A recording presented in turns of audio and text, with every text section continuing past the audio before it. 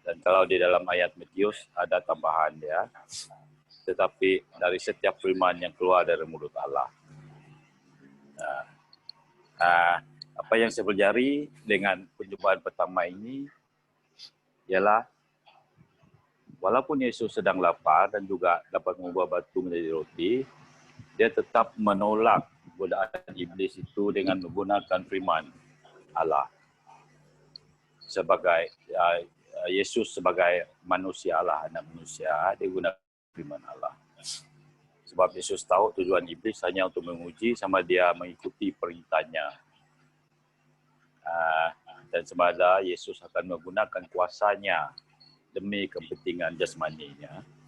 Di sini menunjuk bahawa Yesus hanya taat kepada perintah Allah, Bapa yang telah mengutus dia, dan Yesus juga mengutamakan kepentingan rohaninya daripada nafsu jasmaninya. Walaupun dia lapar, dia tidak menggunakan kuasa untuk mengubah batu menjadi roti. Dalam perjumpaan yang kedua, iblis membawa Yesus ke suatu tempat yang tinggi dan memperlihatkan kepadanya semua kerajaan dunia yang dikatakan oleh iblis milik dia. Iblis menawar segala kuasa serta kemuliaan kerajaan itu kepada Yesus. Sekiranya Yesus menyembah dia, tetapi Yesus menolak tawaran itu dengan berkata, ada tertulis, engkau harus menyembah Tuhan Allahmu dan hanya kepada Dia saja engkau berbakti. Di sini menunjuk bahawa Yesus hanya menyembah dan berbakti kepada Allah yang telah mengutus dia, bukan kepada iblis. Bagi Yesus, kuasa kemuliaan dunia ini tidak berarti jika dibandingkan dengan kemuliaan dan kuasa yang datang dari Allah di sorga. Selain daripada itu, bumi ini milik Allah, bukan milik iblis. Sebab itu iblis dikatakan raja pembohong. Yang ketiga, seterusnya dalam penyembahan yang ketiga, iblis membawa Yesus ke Yerusalem dan menempatkan Yesus di bumbung bait Allah. Dan menguji Yesus dengan berkata, jika engkau anak Allah, jatuhkanlah dirimu dari sini ke bawah.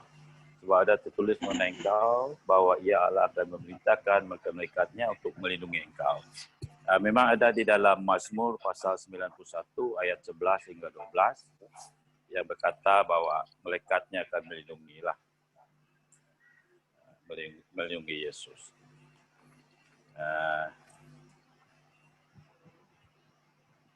Dan mereka akan menentang engkau di atas tangannya supaya kakimu tidak teratup. Di sini apa yang kita pelajari ialah apa yang saya pelajari di sini. Yesus, walaupun Yesus tahu dia anak Allah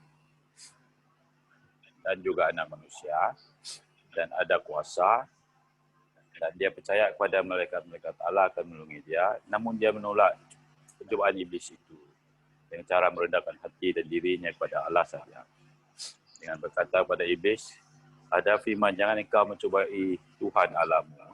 Di sini menunjukkan bahawa Yesus hanya taat kepada Allah yang telah mengutus dia. Dan Yesus sangat yakin kepada kuasa Allah yang telah mencipta langit dan bumi serta segala isinya, yang mana tak perlu diuji. Kuasa Allah itu tak perlu diuji, telah dibuktikanlah. Setelah itu, setelah iblis dikalahkan, maka iblis terus pergilah meninggalkan Yesus. Jadi poin yang pertama bagi saya, kita dapat menolak serangan iblis dengan menggunakan firman Allah, seperti mana yang Yesus telah tunjukkan dalam perjumpaan, serta harus mengutamakan kepentingan rohani lebih daripada nafsu duniawi kita. Apa yang saya lalui dalam hidup saya dulu, saya baru sedar bahawa sebenarnya dengan ayat ini kita mudah mudah dikeliru oleh iblis. Sebab iblis itu dia memang pembohong, tetapi dia boleh menggunakan ayat itu untuk mengelirukan pengertian kita sehingga dia pergi ke arah lain. Kalau dia gunakan yang bohong, pasti kita tidak percayalah. Tetapi kalau dia gunakan yang mengelirukan, seperti dengan Adam dan Hawa, itulah sebab kita jatuh dalam percobaan. Sebab dia melirukan. Jadi untuk itu kita harus mementingkan kepentingan rohani dari jasmani kita. Dan kebiasaan godaan iblis itu sangat halus, menarik perhatian, menggoda nafsu, dan selalunya terjadi ketika kita lalai lah dan sangat memerlukan sesuatu. Itulah masa dia menguji. Seperti Yesus yang lapar, dia perlu roti mau makan. Itu masa dia datang kepada Yesus. Poin yang kedua, tentang pangkat dan kuasa itu dan harta itu, kerjaan dunia ini, itu memang perlulah untuk hidup di dunia, bukan tidak perlu.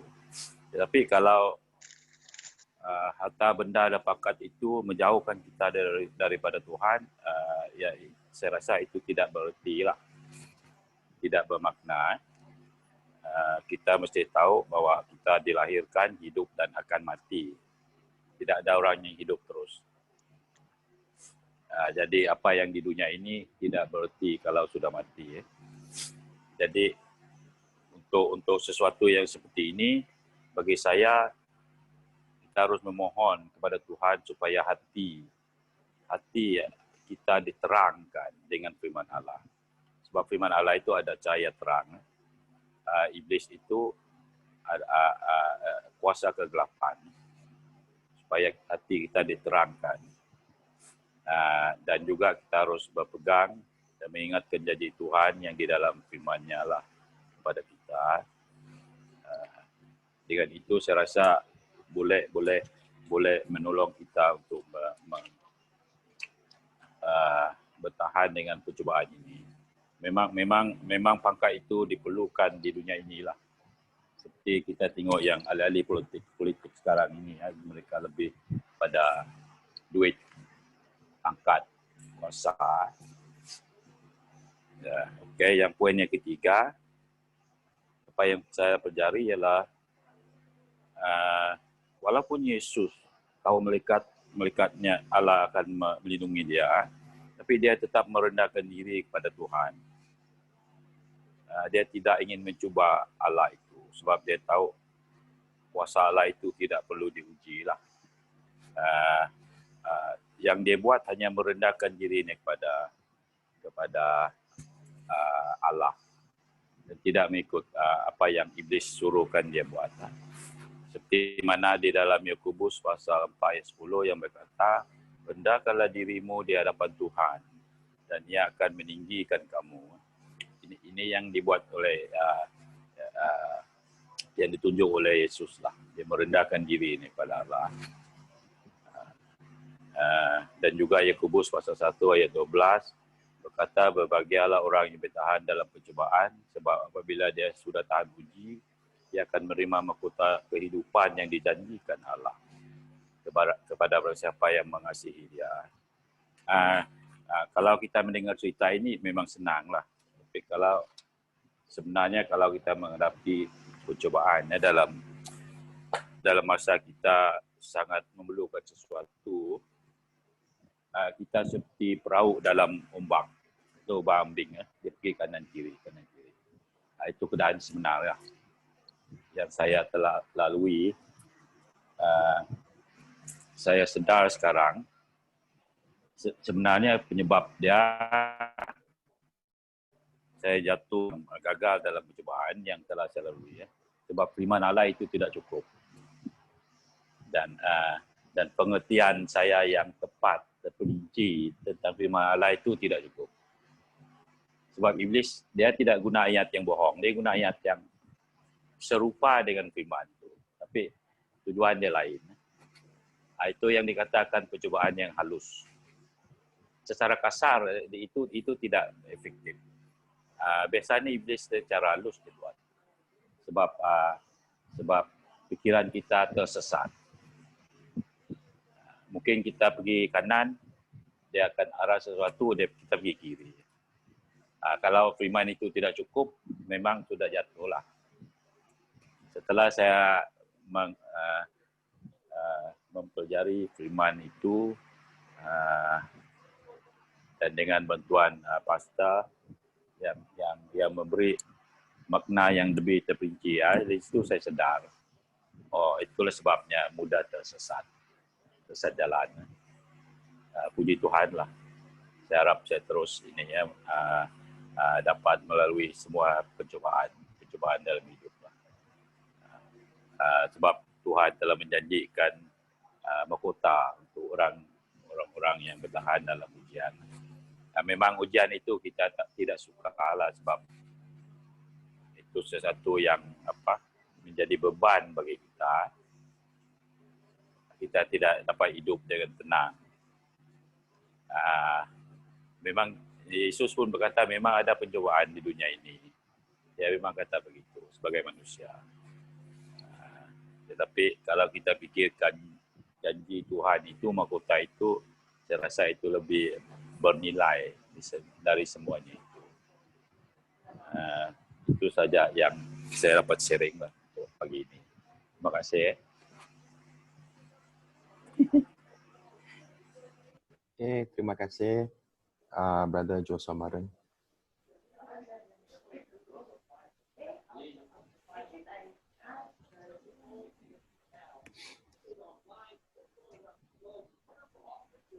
Ada lagi?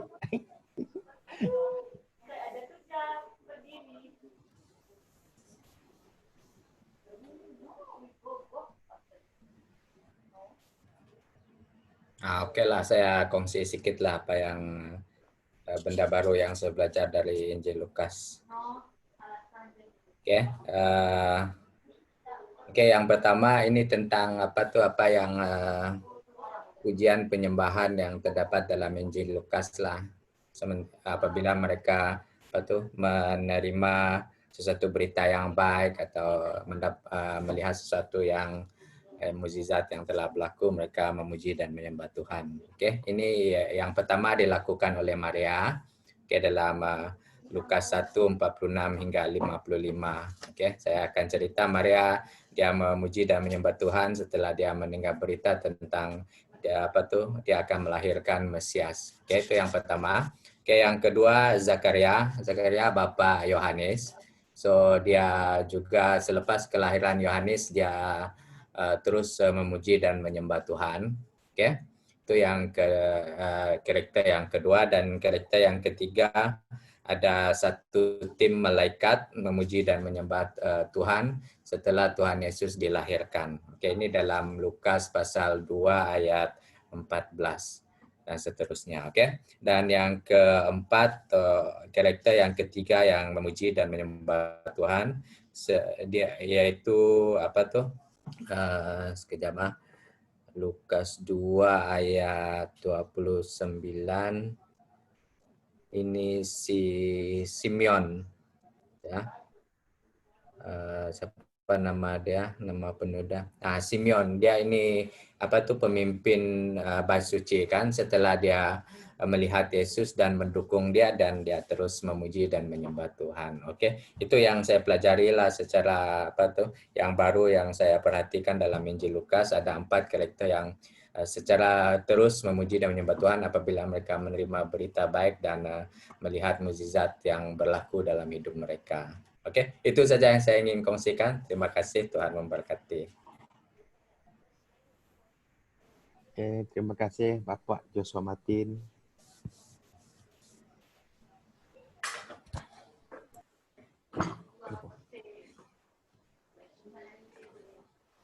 Ada lagi yang mau berkongsi pembacaan mereka? Kalau tidak ada, kita akan berpindah ke sesi yang kedua. Ada yang mau memberkati kita dengan perkongsian pembacaan mereka?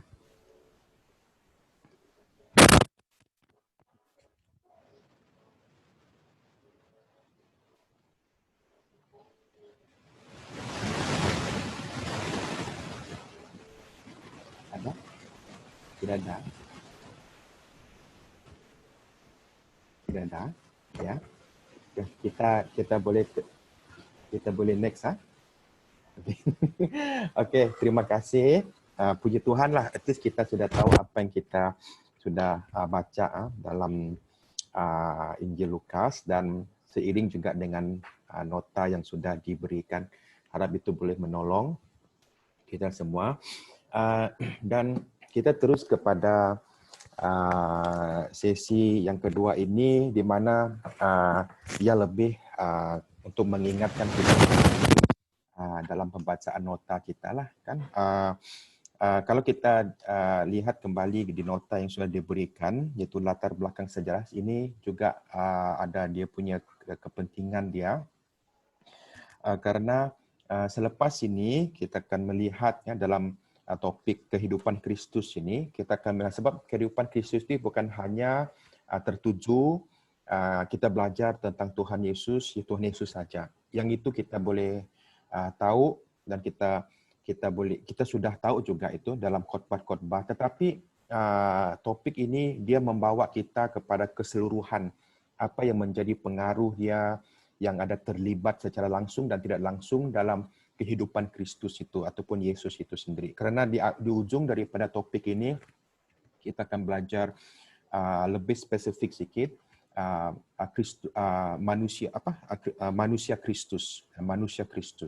Dan sebelum kita masuk ke topik itu dia punya climax dia. Sebelum kita masuk ke topik itu, kita akan melihat apa yang diceritakan oleh Injil sinopsis. Sebab itu kita tidak menyentuh Yohanes, kerana Yohanes tidak termasuk dalam Injil sinoptik. Jadi Injil sinoptik itu apa? Jadi ada 3 Injil yang melihat dengan cara pandang yang berbeda, tetapi arah tujuan yang sama. Nah, itu harus kita ingatlah asasnya supaya kita tahu. Nah, apa kegunaan Injil-Injil ini? Dan juga setelah kita melalui Injil sinoptik ini, baru kita masuk kepada latar belakang sejarah dia, di mana kehidupan Kristus pada satu ketika dahulu. Dan setelah kita habis latar belakang sejarah, kita akan melihat lebih sedikit daripada itu, iaitu lebih concise lagi dalam sistem agama Yahudi. Nah, kan Yesus ini kan bukan Kristen kan. Nah, Yesus itu bukan Kristen, tetapi kita harus menerima fakta ini, dia seorang Yahudi. Dia seorang Yahudi dan dia penganut agama Yahudi, dan dalam topik pembelajaran kita nanti selepas topik latar belakang sejarah ini, kita akan melihat sebenarnya ada beberapa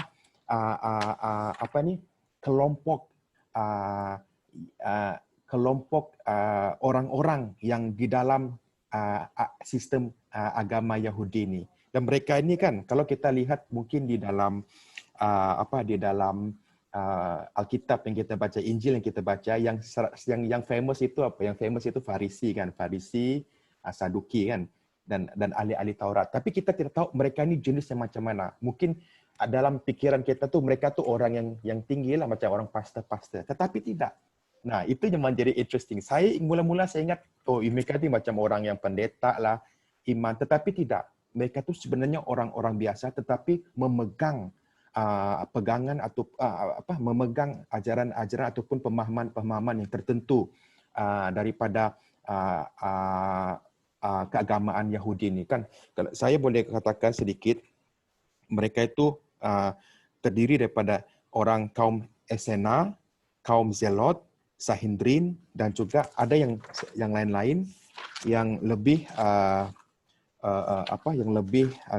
kita familiar, Farisi, Saduki, dan ada yang Farisi yang khas. Nah, ini kita akan belajar nanti, alright?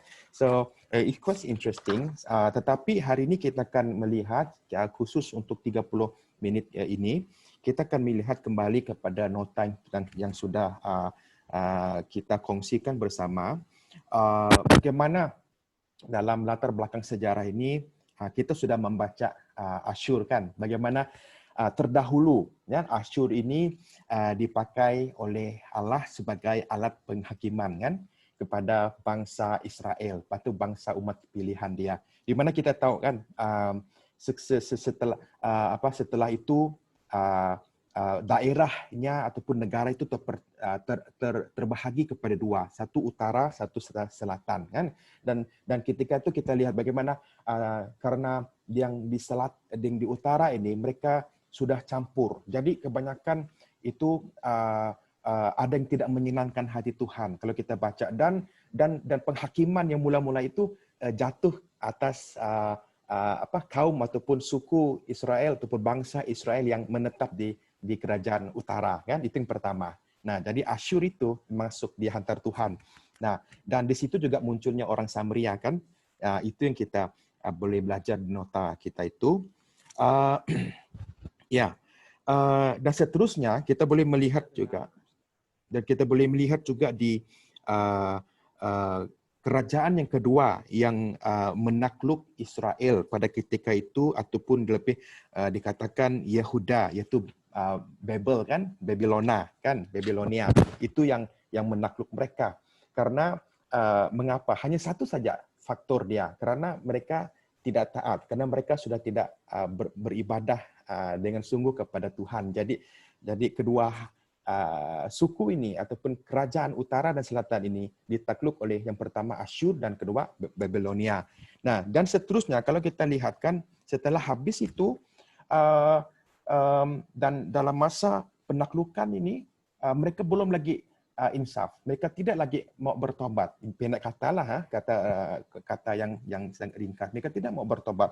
Maka sekali lagi kerajaan Israel ini, bangsa umat Tuhan ini ditakluk oleh Yunani, kan? Ditakluk oleh Yunani. Kalau kita dapat membaca, ditakluk oleh Yunani, dan seterusnya terus menerus, ya, selama bertahun-tahun itu mereka tuh ditakluk terus dan masuk kepada kerajaan Romawi, dikalahkan oleh kerajaan Romawi, ditakluk oleh Romawi, dan di situ ada mula cerita Herodes, kan? Jadi ingat tak yang saya katakan itu hari? Herodes itu kan kita ingat satu, tapi sebenarnya Herodes itu ada berapa? Ada 4, kan? Ada 4 mereka. Nah, dan kita lama juga Herodes ni hidup, di tahunnya Yusuf dia masih hidup, di tahunnya Yohanes Pembaptis dia masih hidup. Sepertinya apa, kan? Nah, jadi kita sudah dijelaskan di dalam nota-nota yang sudah ada, dan setelah itu kita melihat secara keseluruhan bagaimana di dalam nota itu menceritakan bagaimana keadaan di Galili dan juga di Yudea, kan? Di Galili di atas dan juga di Yudea, kan? Nah, dan kebanyakan daripada pelayanan Yesus pada ketika itu adanya di mana? Di Galili, kan? Di Galilea. Okey, seperti yang saya janjikan itu, ya, saya akan saya akan memberikan kepada kita. I hope kita boleh ini hanya untuk seperti uji kaji, ya, uji kaji supaya dia lebih mengingatkan kita dengan apa yang kita sudah belajar dengan dalam nota kita itu. Just betul dengan salah itu saja yang kita akan beri respon lah. So yang pertama itu kalau kita melihat di Asyur, kan, kita baca di bahagian Asyur dan juga di munculnya orang Samaria itu. Okay, this is ini macam macam pop quiz lah. Okay, so sebenarnya tujuan dia untuk mengingatkan kita kembali dengan apa yang kita sudah baca sebenarnya. Okay, so I need a participation daripada setiap kita. Partisipasi daripada setiap kita. You can on your mic. Is okay. Alright. Okay, I will start here. Saya akan bermula di sini. Okay. Nama Samaria berasal dari Samaria, ibu kota kerajaan utara. Betul ataupun salah?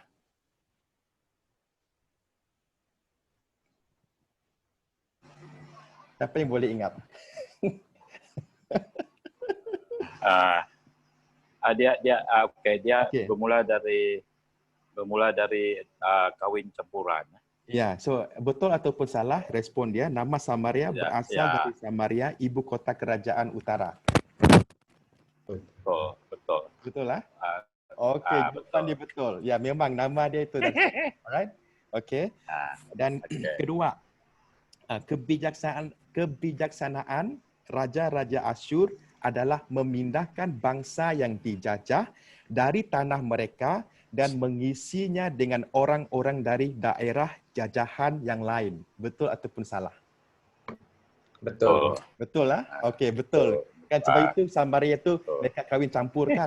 Sebenarnya Ya. original hanya bangsa Israel, tetapi kerana mereka dijajah kan, jadi raja Asyur itu ambil orang-orang daripada jajahan lain masuk ke kawasan mereka. Okey, itu.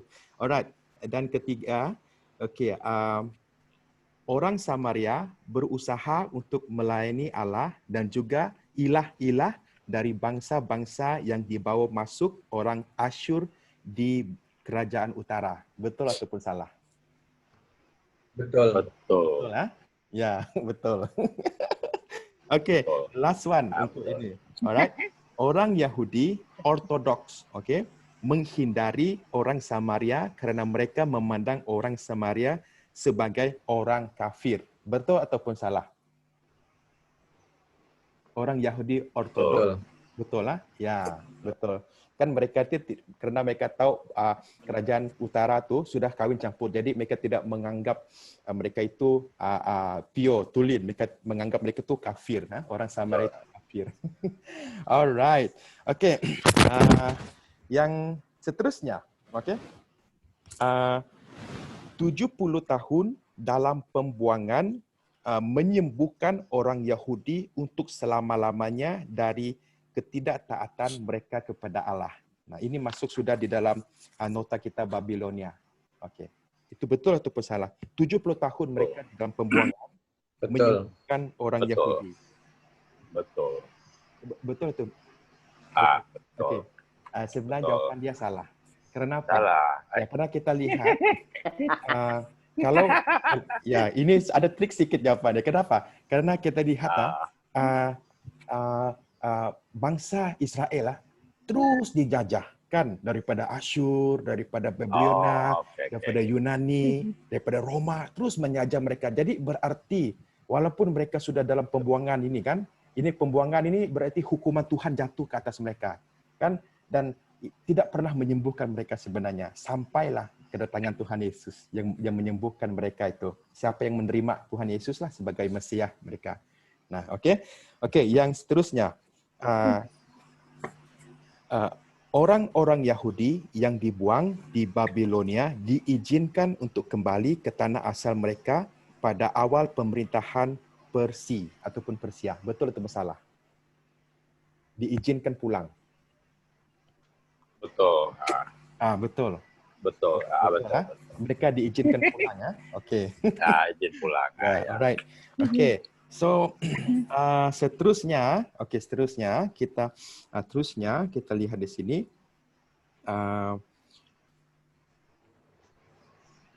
Kerajaan yang pernah diperintah oleh Alexander Agung itu dijadikan sebagai 4 wilayah. Betul ataupun salah? Betul. Oleh Alexander Agung. Alexander the Great. Ya, Alexander the Great. Betul ataupun salah? Alexander the Great. Apa soalan tadi? Okey, kerajaan pemerintahannya itu dibahagi menjadi 4 wilayah. Betul ataupun salah?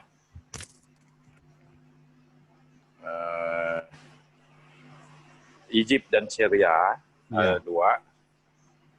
Mana 2 lagi?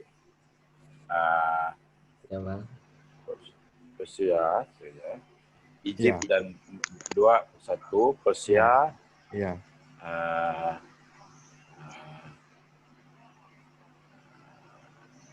Setelah dia meninggal.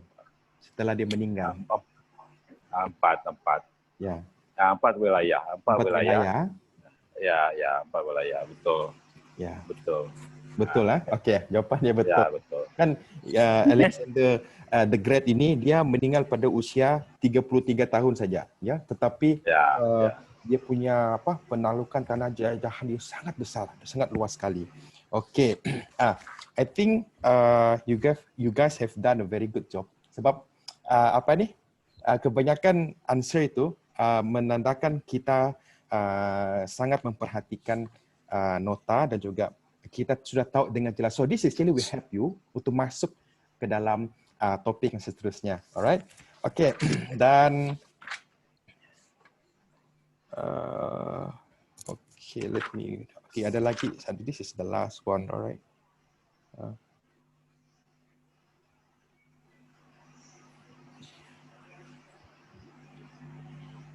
Okay, orang Galili, ini yang terakhir. Kita lihat di Galili dan Yudea. Orang Galilea hidup di tanah yang subur, di mana banyak tinggal orang-orang non-Yahudi dan mereka itu ramah. Sedangkan orang Yudea hidup di tanah yang kering dan berbatu-batu, di mana hampir semua penduduknya adalah orang Yahudi dan mereka ini sombong dan tertutup. Benar ataupun salah? Benar. Benar, Ya. Orang Galili hidup di tanah yang subur, di mana banyak tinggal orang-orang non-Yahudi dan mereka ramah. Sedangkan orang Yudea hidup di tanah yang kering dan berbatu-batu, di mana hampir semua penduduknya adalah orang Yahudi dan mereka ini sombong dan tertutup. Sekejap. Ya, betul. Betul? Nah, Ya, betul.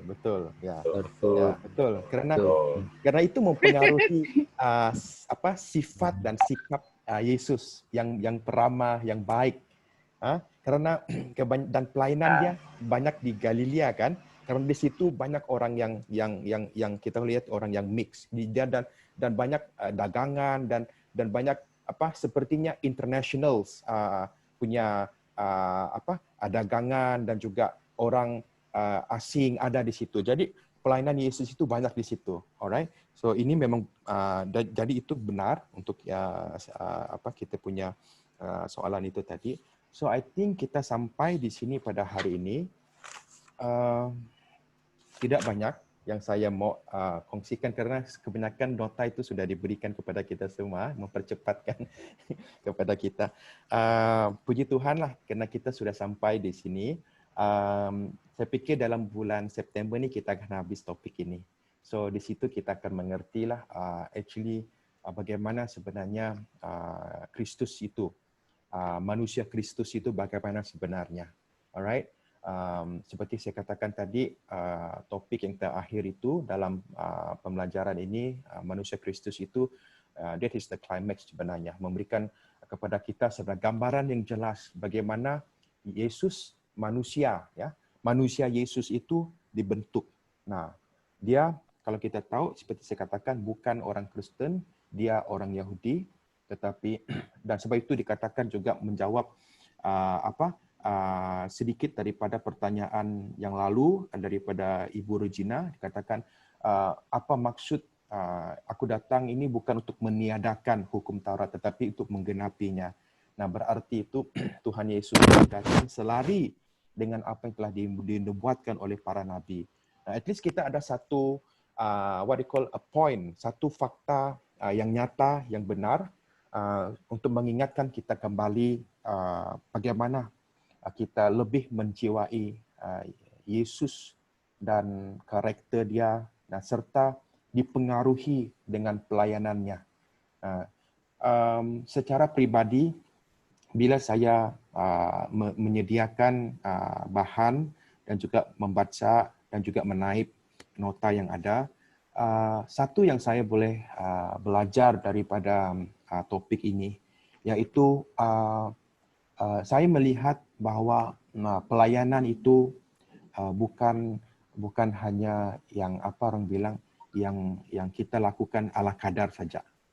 Nah, kalau saya lihat sebenarnya bagaimana Yesus itu dia berfungsi sepenuhnya sebagai seorang manusia untuk masuk ke dalam daerah-daerah, kampung-kampung, masuk dalam dalam lautan manusia dan memberikan kabar baik kepada mereka, menyembuhkan mereka, melakukan mukjizat-mukjizat, dan juga dia deal dengan bagaimana dia berhadapan dengan orang-orang Farisi, ahli Taurat yang lebih pandai, boleh dikatakan yang lebih pandai, yang lebih hidup lama, yang sudah ada lama dalam pelayanan orang-orang Yahudi begitu kan.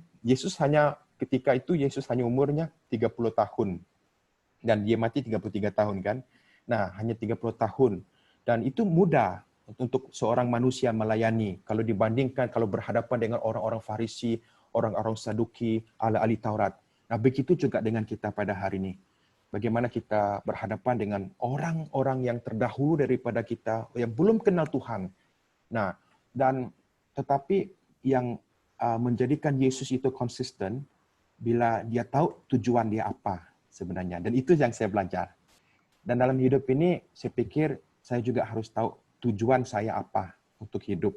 Dan mengapa saya menjadi orang Kristen, mengapa pada hari ini saya berada bersama dengan teman-teman dalam jemaat kita, berjumpa. Baru saya paham, ada tujuan bagi setiap kita lah. Dan saya bersyukurlah kerana boleh bersama dengan kalian untuk belajar dan juga berkongsi daripada bahan pelajaran kita ini. Okey, ia membangunkan saya dan saya juga berdoa supaya jerih payah anda semua tidak sia-sia dalam mengikuti kelas ini. Mungkin tidak terlalu intelektual, tidak terlalu orang bilang ini, tetapi yang saya mau ialah supaya kita belajar bagaimana pimpinan Roh Tuhan sebenarnya dalam kita menyelidiki dengan penuh hikmatlah pelajaran-pelajaran dan firman Tuhan ini. Okey. Okey, sampai di sini mungkin ada sedikit yang mau dikongsikan daripada kalian. Kita ada lagi dalam 15 minit lah. Ya. Kalau ada, saya bukalah. Kalau tidak ada, kita boleh tutup dalam doa.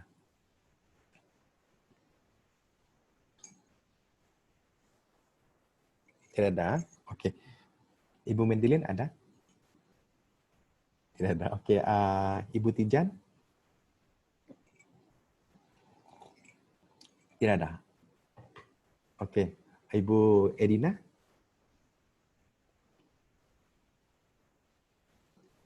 Okey. Tidak ada. Okey. Ibu Regina? Halo? Can you hear me? Hello? No. No. Okay. Brother Joshua Maren, ada? Tidak ada. Okay, terima kasih. Dan mengingatkan kembali, saya akan memberikan nota yang terakhir kepada kita. I hope I can finish it before Wednesday lah, supaya ada masa untuk kita baca. Okay, mungkin ada 4 hari lah setelah itu untuk kita boleh baca bersama. So, apapun kita tetap berjalan dalam hikmat Tuhan lah untuk 1 minggu di hadapan. Itu doa saya. Tetap ingat kalian. Dalam doa saya pun saya tetap ingat kalian, nama-nama kalian saya sebut agar hikmat Tuhan sentiasa ada dalam kehidupan kita lah. Untuk menerusi kehidupan tidak mudah, tetapi saya percaya dengan bimbingan dan kuasa Tuhan itu pasti kita adalah orang lebih daripada pemenang. Okey. Okey, mari kita berdoa dengan suara yang kedengaran. Saya minta Ibu Tijan boleh mengaminkan kita dalam doa. Okey, haleluya. Terima kasih Bapa. Kuriana basyakara baba sondoro boru kurana ilayana syambre. Kura baba basyukuriana manasyindre. Tuhan, terima kasih atas rahmat-Mu bagi setiap kami. Terima kasih atas damai dan sukacita yang sudah Tuhan alirkan dalam hati kami, jiwa kami. Dan kami tahu Tuhan bahawa sepanjang sesi ini walaupun singkat tetapi kami tahu bahawa Tuhan Yesus Engkau sudah memberkati setiap anak-anak Tuhan. Dan kami berdoa Bapa supaya apa yang kami lakukan Tuhan biar semuanya akan menyenangkan hati-Mu dan sudah kami dengar dan sudah kami belajar. Kami berdoa ya Tuhan supaya kami akan memandang Engkau dan meletakkan Engkau sebagai Tuhan kami, sebagai juru selamat kami. Kami berdoa ya Tuhan supaya kami akan meyakinkan setiap hari akan firman-Mu yang kami baca selalu ya Tuhan. Tuhan lebih Kami aktif, berdoa ya lebih Tuhan, Tuhan Yesus supaya ingin kami mengenal Engkau rajin Tuhan Yesus. untuk Supaya belajar Tuhan daripada firman-Mu. bertinggalan Kami bahkan rajin kami untuk semakin hari berdoa semakin kepadamu. rajin Kami cari rajin ya wajah-Mu Tuhan. ya Bapa Dan di kami surga. berdoa supaya Belajar segala kebenaran hidup dunia kemalasan yang ada dalam diri kami each and every one dipatahkan of us kuasa here. nama Tuhan Good Yesus Lord God, Kristus. siap jadi Supaya payahkan kami Tuhan. diberikan seperti Kita akan Tuhan kau lupakan Bapa dan di surga. biarlah itu Apapun adalah pergumulan kasih-Mu kami Tuhan, kami sampai percaya ke Bapa. sukacita-Mu ya Engkau Tuhan yang dalam memberi jawaban kami. dan Engkau juga Kami Tuhan yang akan menolong memandang setiap tinggi kami kepadamu ya Bapa. dalam pergumulan kami ya Terima Bapa di kasih ya surga. Tuhan Yesus. Terima kasih Berkati ya Tuhan. anak-anak-Mu. Haleluya. Hambamu berdoa bagi Bapak Joshua Martin, Bapak Joshua Maren, begitu Ibu Edina, begitu Ibu Tijan, begitu Ibu Madeline, dan juga Ibu Rujina, dan juga brother-brother dan sister-sister yang tidak menyertai kami pada pagi ini. Dan hamba-Mu berdoa menyerahkan mereka ini dalam tangan Tuhan yang berkuasa. Hamba berdoa supaya jeremaya mereka tidak akan pernah menjadi sia-sia di dalam Engkau. Aku berdoa ya Tuhan, Engkau akan sentiasa merahmati hidup mereka, menolong mereka, bantu mereka ya Tuhan, berkati keluarga mereka Bapa, kesehatan mereka Tuhan. Hamba berdoa urapan Roh Kudus mengalir senantiasa dalam hidup mereka ya Tuhan. Dan hamba berdoa ya Tuhan supaya mereka akan menjadi anak-anak Tuhan yang memuliakan Engkau dan memancar segala kasih dan perbuatan yang baik yang telah Tuhan letakkan dalam kehidupan mereka melalui perbuatan mereka, perkataan mereka ya Tuhan. Tolong anak-anak-Mu ya Tuhan, hamba berdoa dalam nama Yesus, pemeliharaan dan perlindungan ya Tuhan turun dalam hidup anak-anak Tuhan yang telah Kusebutkan nama mereka di hadapan-Mu ya Bapa. Karena aku percaya keajaiban mujizat Tuhan pasti menyertai anak-anak-Mu ini. Terima kasih Bapa, dalam nama Yesus. Bapa, kami bersyukur padamu Tuhan, apa yang telah kami dengar dan kami belajar pada hari ini. Kami sungguh diberkati Tuhan melalui apa yang kami belajar hari ini. Kiranya Tuhan segala apa yang kami dengar dan kami melihat pada hari ini Tuhan melalui hamba-Mu Brother Anderson Tuhan. Kami berterima kasih Tuhan agar apa yang kami belajar pada hari ini supaya itu terus melekat di dalam hati dan pemikiran kami. Itu akan menjadi satu sandaran hidup kami, hidup di dalam kebenaran firman-Mu yang akan menguatkan, meneguhkan iman percaya kami semakin teguh di dalam Engkau ya Bapa, untuk kami menjalani kehidupan kami di masa depan yang penuh dengan cabaran yang kami tidak mengerti dan memahami. Tapi satu hal yang kami yakin Tuhan bahwa Engkaulah pengharapan dan tujuan hidup kami yang Kau berikan untuk menikmati pada hari ini bahwa masa depan kami Tuhan. Jadikan kami Tuhan, setiap kami menjadi saluran berkat, saluran kasih-Mu kepada orang melalui apa yang kami perkatakan, yang kami katakan, cakap, tingkah laku kami Tuhan menjadi saluran bagi orang di sekitar kami Tuhan. Supaya kami tidak mensia-siakan waktu dan masa yang Kau berikan untuk kami hidup di dunia ini ya Bapa, sampai Maranatha Engkau memanggil kami Tuhan. Kami berdoa juga Tuhan untuk mereka yang tidak kesempatan bersama kami pada hari ini. Kami menyerahkan mereka dalam tangan-Mu. Kami tidak tahu apa alasan mereka ya Tuhan, tapi kami percaya Tuhan agar Engkau juga berbicara di dalam kehidupan mereka, supaya mereka ada waktu meluangkan masa untuk bersama di kelas yang akan datang nanti ya Bapa. Terima kasih Tuhan, terpuji termuliakan nama-Mu, Engkau memberkati setiap kami sesuai dengan keperluan waktu yang kami perlukan. Di dalam nama Tuhan Yesus kami berdoa dan bersyukur, kami akan menerima semuanya. Haleluya. Amin. Amin. Oke, sampai di sini. Terima kasih. Selamat menjamu selera ya. Ada di kedai Bintulu ya hari ini. Kalau ada Roger ya, Agape. Boleh. Oke, bye. God bless. Bye. Berkati. Bye. Berkati.